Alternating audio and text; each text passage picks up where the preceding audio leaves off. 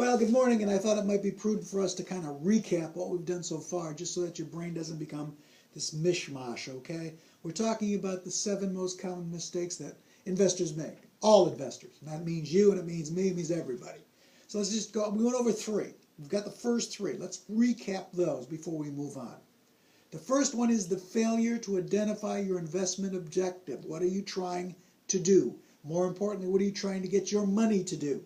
Do you want it to provide you growth so that you can retire comfortably or send your kids to college or buy a house, whatever it might be? Or are you looking for it to provide you an income? That's an entirely different investment scenario. Do you need your money to not necessarily grow, but you need it to just provide you an income and stay pretty stable? Or do you need a tax advantage? And you can use several vehicles for that, an IRA, a 401k, muni bonds, all kinds of different things. You can mix and match investment objectives. You can have a growth inside an IRA, for example. Okay, that's the first failure.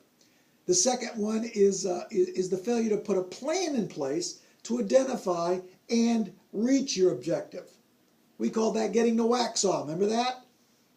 You got to have a plan in place. Want to accumulate $1 million, $10,000 to start, $5,000 a year every year for 30 years, 10% on that money, annual return on average. Get you to $1 million. And the third one was the failure to consider the devastating effect of taxation and inflation on your total return. It does you no good to say you got 10% when inflation robbed 3% of it and taxes took another 2% of it. You didn't make 10, you made 5. Now you're not going to get the wax off. You needed 10, remember, and you only got 5.